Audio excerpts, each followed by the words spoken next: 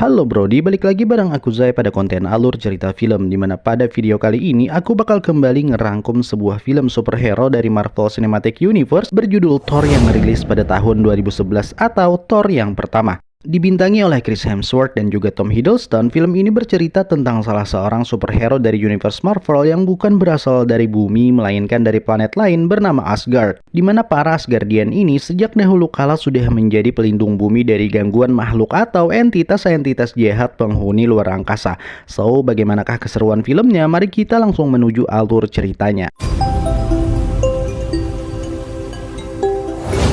Cerita bermula di Tonsberg, Norwegia. Saat itu penduduk bumi tengah diserang oleh bala tentara First Giant yang dipimpin langsung oleh sang raja yaitu Loki. Mereka berasal dari planet lain bernama Jotunheim dan bermaksud mengubah bumi menjadi dataran es sebagaimana tempat asal mereka menggunakan senjata pamungkas bernama Chasket of Ancient Winters, atau kita sebut aja kotak biru ya supaya lebih gampang diingat. Kemudian di tengah serangan tersebut tiba-tiba muncullah Odin Alfodr bersama pasukan Asgard sang pelindung 9 alam menggunakan transportasi antar semesta bernama Bifrost. Odin berhasil mengusir Loki bersama pasukan Frost Giant kembali ke Jotunheim, juga ngambil sumber kekuatan mereka yaitu pusaka kotak biru.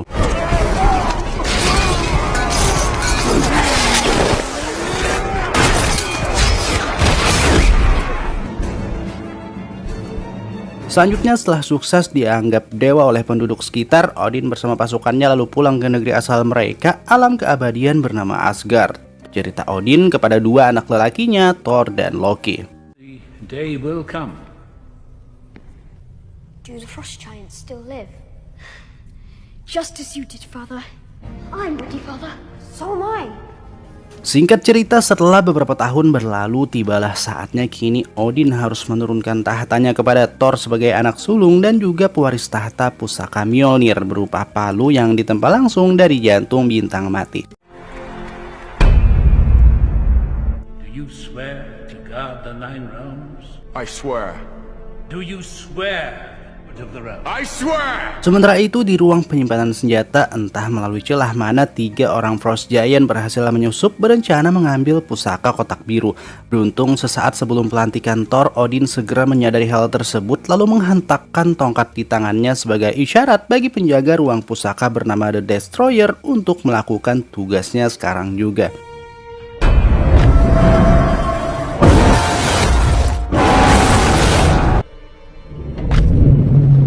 Thor begitu murka terhadap kejadian barusan dan bersikeras meminta sang ayah untuk mengizinkan dirinya melakukan penyerbuan ke Jotunheim, akan tetapi karena nggak ingin menghancurkan perjanjian damai dengan Loki yang dulu sudah susah payah ia berjuangin, Odin dengan keras menegur Thor agar jangan melakukan hal tersebut.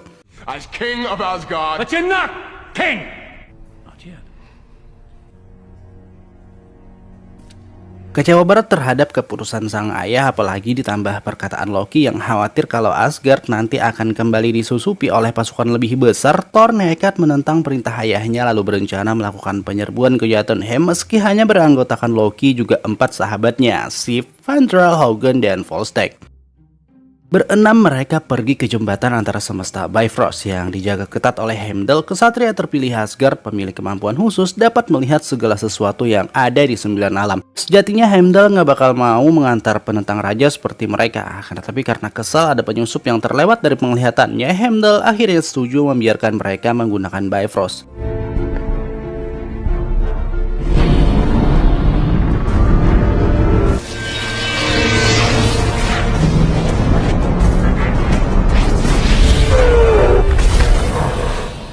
Setibanya di Jotunheim, Thor bersama 5 rekannya disambut langsung oleh sang raja yaitu Loki.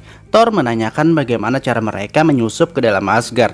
Dengan lantang tanpa beban, Loki mengatakan kalau sekarang Asgard sudah dipenuhi oleh pengkhianat, sembari mengejek Thor hanyalah bocah kemarin sore yang ingin membuktikan diri. Loki sebenarnya sudah coba menghentikan Thor melihat posisi mereka tengah dikepung oleh pasukan Frost Giant. Cuman Thor yang sudah keburu emosi berat terhadap hinaan Loki barusan langsung mengayunkan palunya sebagai tanda dimulainya pertempuran. back home, little princess. Dad.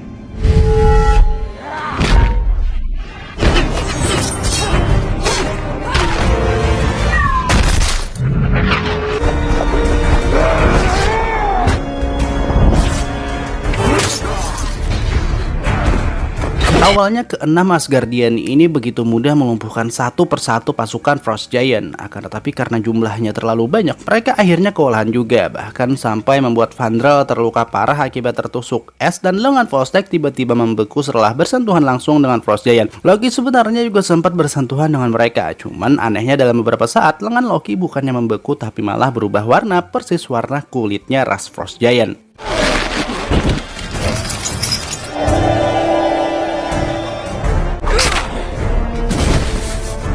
Selanjutnya Laufey lalu membebaskan satu monster es mengerikan untuk menghabisi para Asgardian ini hingga membuat mereka lari terbirit-birit menuju lokasi Bifrost.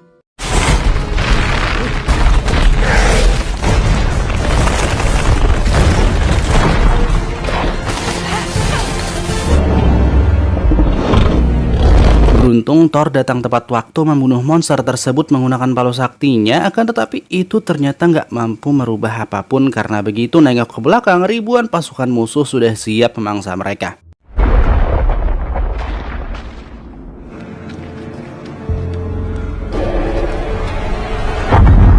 Dengan kuda tempur juga tongkat pusakanya, Odin tiba-tiba muncul untuk menyelamatkan kedua putranya sembari meminta Laufey menghentikan ini secara baik-baik. Cuman karena Laufey merasa ini adalah ajakan perang, Odin pun terpaksa mundur bersama perjanjian damai antara Asgard dan Jotun yang sudah nggak berlaku lagi.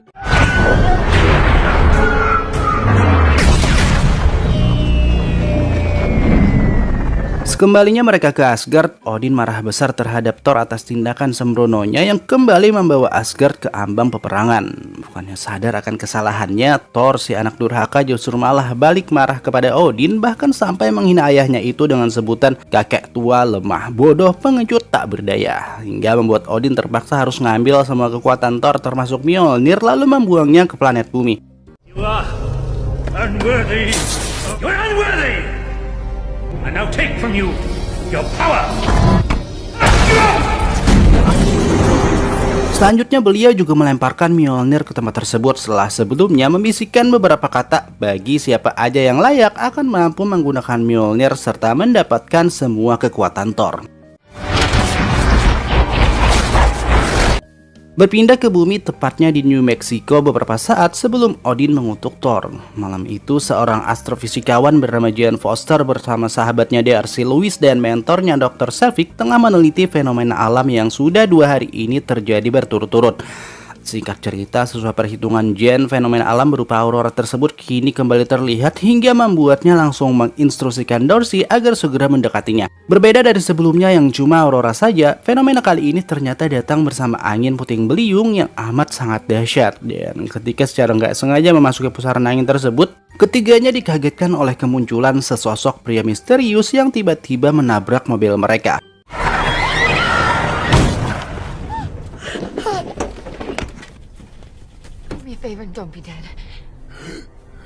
Pria itu ternyata adalah Thor dan fenomena yang mereka teliti sebelumnya nggak lain adalah Bifrost yang dari bumi terlihat seperti aurora. Thor bangun langsung teriak ke arah langit meminta ayahnya atau Heimdall kembali membukakan Bifrost. Bukannya mendapati Bifrost yang kebuka, tingkah aneh Thor barusan justru membuat Darcy ketakutan lalu refleks menyetrupnya sampai tubuh manusia Thor pingsan hingga mau nggak mau harus dilarikan ke rumah sakit. Hi.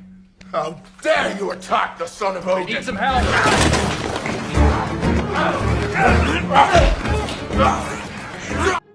Keesokan harinya Mjolnir yang jatuh nggak jauh dari pendaratan Thor tadi malam secara nggak sengaja ditemukan oleh seorang pria paruh baya, di mana ketika hendak coba mengambilnya, palu itu ternyata begitu berat dan sama sekali nggak bisa dipindahkan hingga membuat lokasi tersebut seketika berubah menjadi tempat wisata bagi para pria yang ingin mencoba kekuatannya.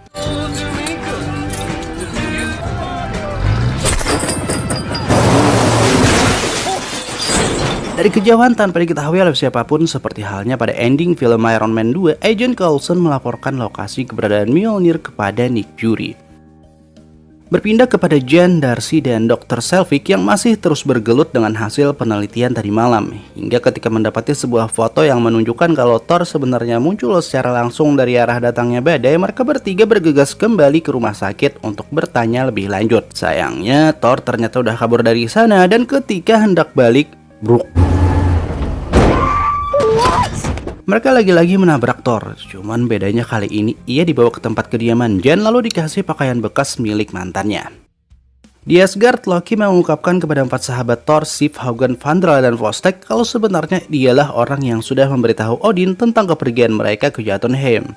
Ia melakukan itu semata-mata hanya ingin agar mereka selamat dari amukan pasukan Laufey dan gak mengira kalau Odin menghukum Thor sampai kayak gini. Sif meminta Loki membujuk ayahnya untuk mencabut hukuman Thor. Cuman Loki menolak itu mentah-mentah karena merasa kalau sang kakak memang pantas mendapatkan hukuman tersebut.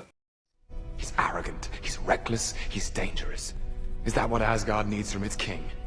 Sif mengungkap selama ini Loki selalu iri terhadap Thor dan atas tingkahnya barusan mereka bertiga jadi berpikir liar kalau sebenarnya pengkhianat yang kemarin dibicarakan Laufey nggak lain adalah Loki karena sangat mudah bagi penyihir kayak dia untuk menyusupkan beberapa Frost Giant masuk ke dalam Asgard. Selanjutnya Loki kemudian pergi menuju tempat disimpannya pusaka kotak biru akibat rasa penasaran ketika kemarin bersentuhan dengan ras Frost Giant. Dan karena Odin tiba-tiba juga lagi ada di sana, Loki pun lantas menanyakan secara langsung kepada dia. Persis dengan apa yang ada di pikirannya, Odin mengungkapkan kebenaran kalau Loki sebenarnya adalah anak kandung dari Laufey yang ia ambil saat peperangan di bumi dahulu kala karena ditinggal sendirian. Why? Tell me! So I am no more than others. Loki kecewa berat terhadap kenyataan yang barusan ia dengar dan kini ia merasa pantas kenapa sang ayah selalu mendahulukan Thor dibanding dia. Gak peduli perkataan Odin yang terus meyakinkan kalau ia gak pernah membedakan antara Thor dan dia karena sama-sama ia sayangi, Loki terus-terusan mengungkapkan kekecewaannya hingga membuat Odin All-Father akhirnya jatuh pingsan. Why you favored Thor all these years? Frost giant sitting on the throne of Asgard. Gods! Sementara itu di bumi, Jan, Darcy, dan Dr. Selvig kini tengah berada di sebuah restoran karena Thor yang kelaparan. Kemudian layaknya pangeran yang ingin tambah nasi, Thor manggil pelayan di sana dengan cara membanting gelas di tangannya. I know, it's great, right? Another! What was that? It was delicious. I want another. Lagi-lagi Thor membuat Jan, Darcy, dan Dr. Selvig merasa aneh karena menganggap itu adalah perbuatan normal. Anjir, normal apaan coba? Ganti boy, ganti. Pertengkaran mereka seketika terhenti ketika ada beberapa pria yang datang membicarakan tentang satelit jatuh berupa palu yang gak bisa digerakkan oleh siapapun. Mendengar itu, Thor langsung menanyakan lokasinya lalu pergi seenak jidat berjalan di tengah jalan karena yakin itu adalah Mjolnir. Dari belakang, Jan bergegas menghampirinya, lalu setuju untuk mengantarkan setelah Thor berjanji akan menceritakan semuanya ketika mendapatkan kembali Mjolnirnya. Mendengar tentang Thor, Bifrost, juga Mjolnir yang notabene adalah cerita-cerita dongeng sewaktu ia masih kecil, Dr. Selvig segera meminta Jan untuk berhenti karena menganggap pria ini sudah lumayan gelo. I'm sorry. And this is where we say goodbye. Jane Foster, Eric Selvig, farewell. Kemudian sesampainya ke rumah, mereka bertiga mendapati kalau di sana ternyata sudah ada banyak sekali orang-orang SHIELD yang dipimpin langsung oleh June Coulson untuk ngambil seluruh hasil pekerjaan Jen selama bertahun-tahun. Gambar, catatan, peralatan pribadi semua disita tanpa sisa sama sekali. Di Asgard, Sif, Volstagg, Haugen, dan Fandral berniat untuk menghadap secara langsung kepada Odin. Akan tetapi betapa kagetnya mereka begitu tahu kalau yang menduduki tahta ternyata adalah Loki. Karena sekarang Odin masih dalam keadaan koma. Sif lalu mengungkapkan maksud kedatangan mereka yang ingin meminta hukuman Thor segera cabut. Akan tetapi permintaan itu sia-sia. Loki dengan tegas menolak hal tersebut mentah-mentah dengan berbagai alasan yang kesannya dibuat-buat.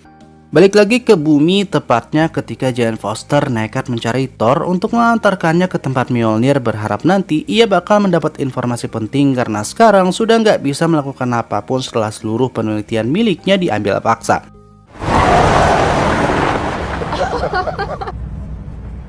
You'll see soon enough. Yeah, I do.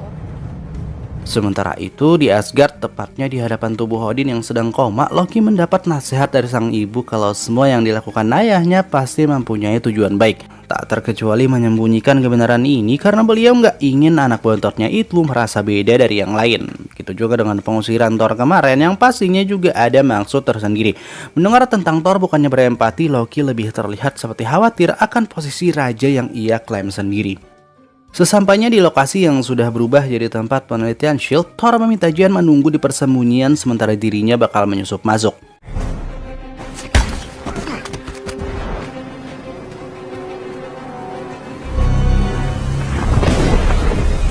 Diam-diam Thor terus merengsek masuk sembari menghajar satu persatu penjaga yang menghalanginya. Sadar kalau penyusup ini bukanlah orang biasa, S.H.I.E.L.D. sampai harus memerintahkan Clint Barton aka Hawkeye untuk turun langsung. Cuman karena takjub akan kemampuan sang mantan dewa, juga penasaran apakah dia emang benar mampu mengangkat benda yang mereka sebut sebagai satelit ini, Clint lantas membiarkan dia lewat begitu aja hingga akhirnya sampai ke lokasi keberadaan Mjolnir.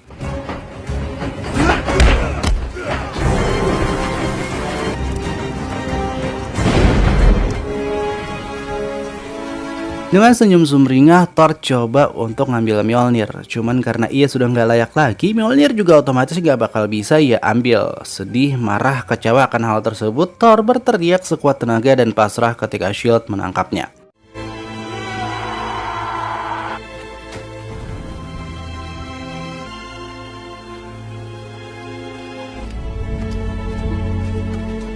Sementara itu, ketika sudah dijemput balik oleh Dr. Selvig dan Darcy, Jane Foster masih bersikeras agar mereka juga mau menyelamatkan Thor yang sekarang tengah ditahan oleh S.H.I.E.L.D. Meskipun sebelumnya sudah dikasih tunjuk buku dongeng yang menceritakan tentang Thor, Odin, Bifrost, Mjolnir, dan semua hal yang sudah dikatakan Thor.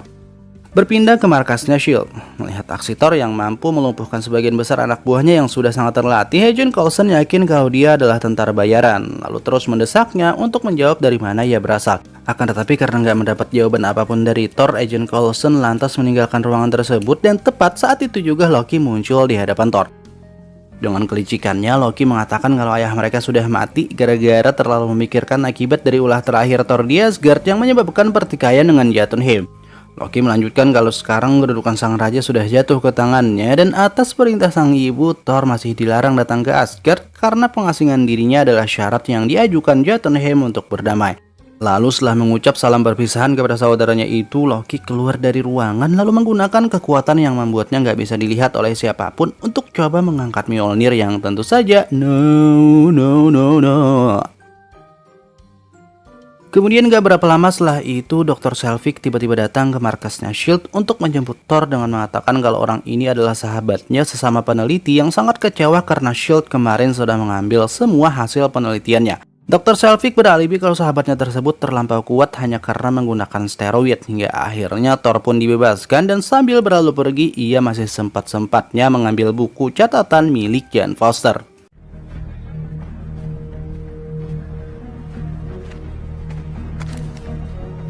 Get a drink. Father. Khawatir akan diikuti oleh anak buah Coulson, Dr. Selvig memutuskan gak langsung pulang dulu lalu mampir ke sebuah bar. Di sini Thor curhat kepada Dr. Selvig tentang dirinya yang bingung harus ngelakuin apa akibat dari kelakuan durhakanya kepada sang ayah. Selvig memberi beberapa nasihat kepadanya, juga mengatakan kalau ini adalah waktu yang tepat bagi Thor untuk memulai lembaran baru, dan di ujung percakapan kedua pria ini kemudian bermabuk-mabuk ria.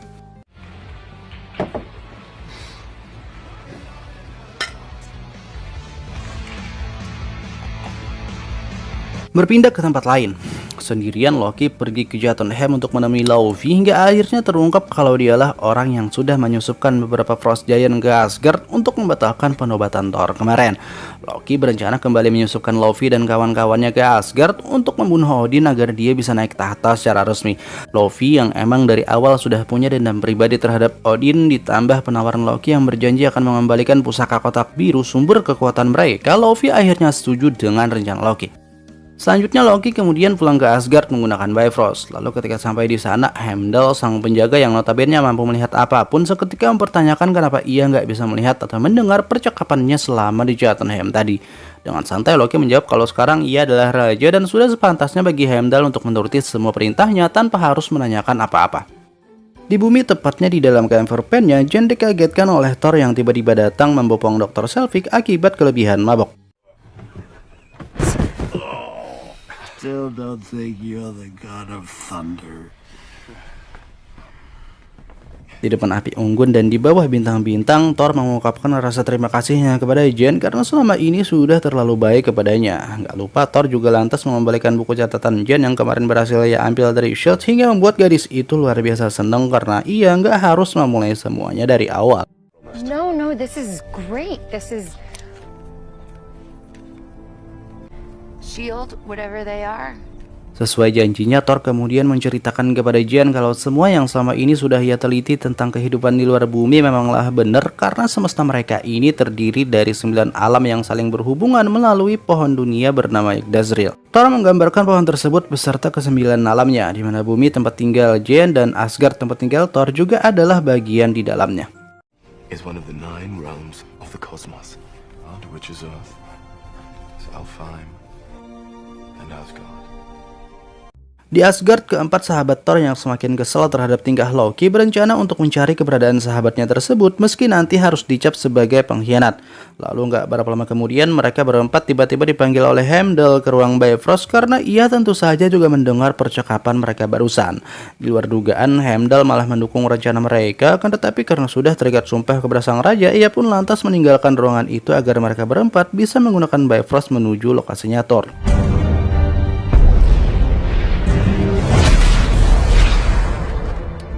Mendeteksi energi aneh dari Bifrost barusan, Agent Coulson bersama antek-anteknya seketika berangkat menuju lokasinya. Sementara itu, setelah beberapa saat mencari, Sif, Hagen, Vandral, dan Volstagg akhirnya menemukan Thor lalu langsung mengajaknya balik ke Asgard. This is good. This is good. The Lady Sif and the Warriors 3. My friends, I've never... Merasa masih sangat bersalah karena sudah mengakibatkan kematian sang ayah, Thor lantas menolak ajakan mereka. Tetapi ternyata berita yang ia terima dari Loki kemarin semuanya adalah bohong setelah Sif menceritakan kebenaran tentang Odin yang masih hidup sampai sekarang meski dalam keadaan koma untuk merefresh kekuatannya. Di Asgard, Loki yang sebelumnya melihat Bifrost baru aja dipakai oleh sahabat-sahabatnya Thor bergegas menuju ruang penyimpanan senjata lalu memerintah The Destroyer menuju bumi buat membunuh Thor. Loki kemudian pergi menuju Bifrost untuk langsung memecat Heimdall, juga membekukannya menggunakan pusaka kotak biru karena sudah berani menentang perintah untuk tidak membukakan Bifrost bagi siapapun.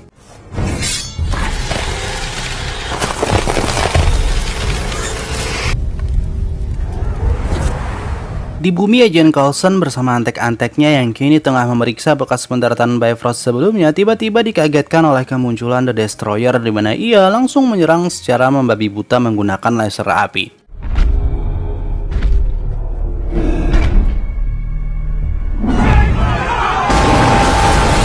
Thor yang sadar kalau kini tubuhnya hanya seperti manusia biasa segera meminta rekan-rekannya untuk menghambat pergerakan The Destroyer, sementara dirinya bakal ikut ngebantu mengungsikan sebagian warga.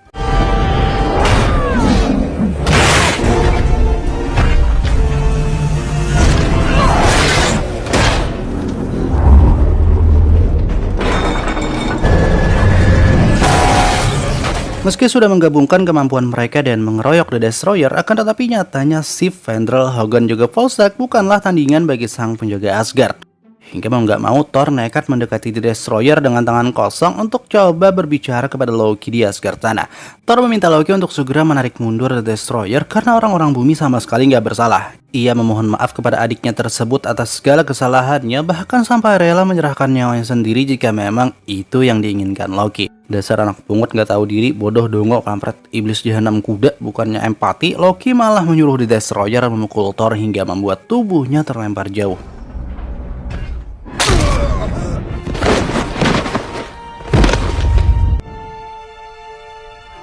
Jane berlari menghampiri tubuh sekaratnya Thor. Semua orang sangat-sangat sedih melihat keadaan seperti ini, termasuk juga Odin yang sempat meneteskan air mata meski dalam keadaan koma. Sementara itu di tempat lain, Mjolnir tiba-tiba saja bergetar hebat dan secara mengejutkan ia terbang menuju lokasi tergeletaknya tubuh Thor.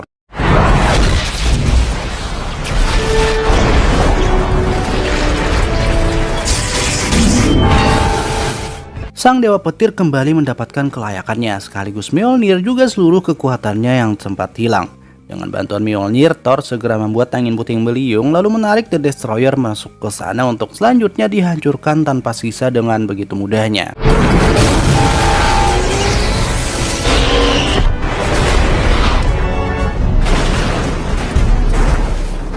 Usai tumbangnya The Destroyer, Thor mengatakan kepada Agent Phil Coulson yang kebetulan juga ada di sana kalau ia bersedia bekerja sama bareng S.H.I.E.L.D. untuk sama-sama melindungi dunia dengan syarat semua barang juga peralatan milik Jane Foster segera dikembalikan. Kemudian karena masih memiliki segudang urusan di Asgard, Thor lantas mengajak 4 sahabatnya untuk segera menuju lokasi pendaratan Bifrost, lalu ia jalan duluan terbang bersama Jane.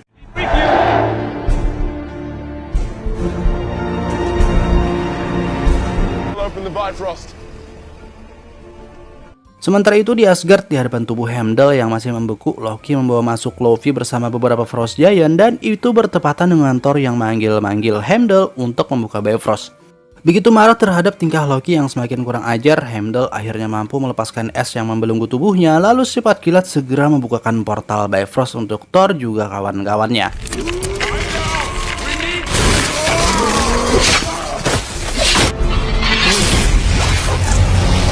Melihat Bifrost kebuka, Thor lantas berpamitan dulu kepada Jane dan berjanji bakal segera menemuinya kembali setelah urusan keluarganya selesai. Lalu bersama-sama dengan Sif, Fandral, Hogun, juga Volstagg, ia kemudian memasuki Bifrost.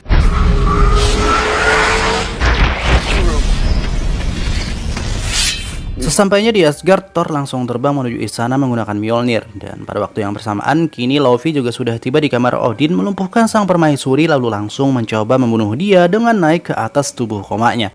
Akan tetapi dari belakang, Loki tiba-tiba muncul menghentikan Luffy, kemudian bertingkah seolah jadi penyelamat dengan membunuh Luffy sekaligus melenyapkannya.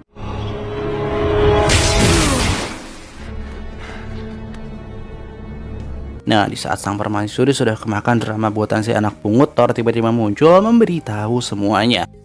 Loki menyerang Thor sampai jatuh ke bawah istana karena ia hendak bergegas menuju Bifrost untuk menghancurkan seluruh planet Jotunheim. Sesampainya di sana, Loki langsung mengaktifkan mode penghancur Bifrost, lalu mengarahkannya ke Jotunheim dan membekukan kunci kontrolnya agar nggak ada yang bisa menghentikan Bifrost selama proses penghancurannya.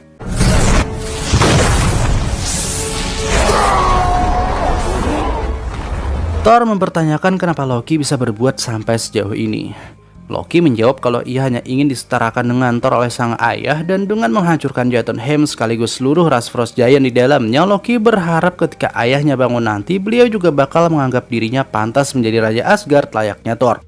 Loki kemudian memaksa Thor untuk bertarung melawannya. Akan tetapi karena kakaknya tersebut nggak melawan sama sekali, Loki terus memancing emosinya menggunakan nama Jane Foster hingga membuat pertempuran kakak beradik ini nggak bisa terhindarkan.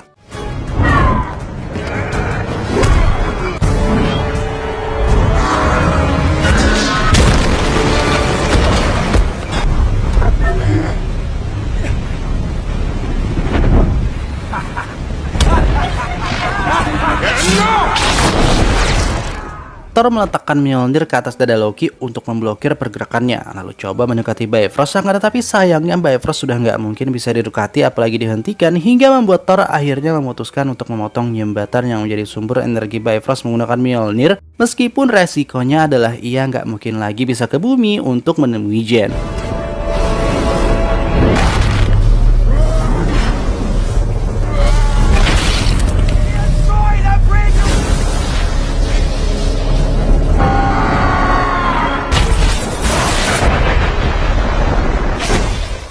Akibat ledakan Bifrost, Thor dan Loki hampir aja jatuh ke dalam kosmos. Beruntung, Odin yang rupanya sudah bangun dari komanya masih sempat untuk menyelamatkan anak-anaknya tersebut, meskipun pada akhirnya Loki memutuskan untuk melepaskan pegangannya dan jatuh ke ruang angkasa karena sang ayah ternyata masih tidak membenarkan semua perbuatannya. No, Loki.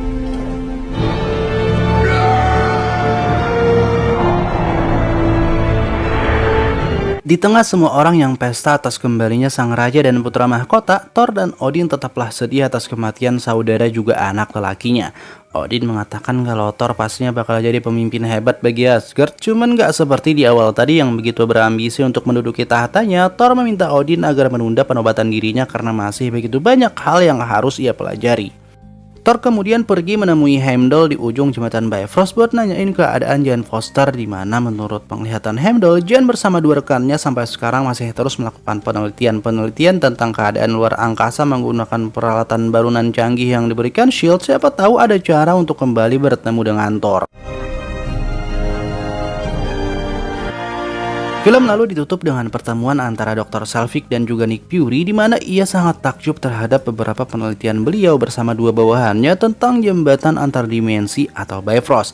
Fury lantas memberikan sebuah penawaran kepada beliau untuk memimpin penelitian terhadap benda yang sudah lama tersimpan, yaitu Tesseract, dan atas pengaruh Loki yang ternyata masih hidup, Dr. Selvig langsung menerima tawaran tersebut. The end. Well, I guess that's worth a look. Well, I guess that's worth a look. So Brody, itulah tadi alur cerita dari film Thor yang menjadi urutan ke-6 dalam daftar film-film MCU yang keseluruhannya bakal aku ceritain. Gimana nih menurut kalian? Komennya di bawah. Kemudian untuk melanjutkan cerita di atas berdasarkan timeline waktunya, di next video aku akan rangkum urutan selanjutnya yaitu film The Avengers yang merupakan puncak fase pertama dari Marvel Cinematic Universe. Well, terima kasih udah mau nonton sampai akhir. Aku Zai pamit. See you.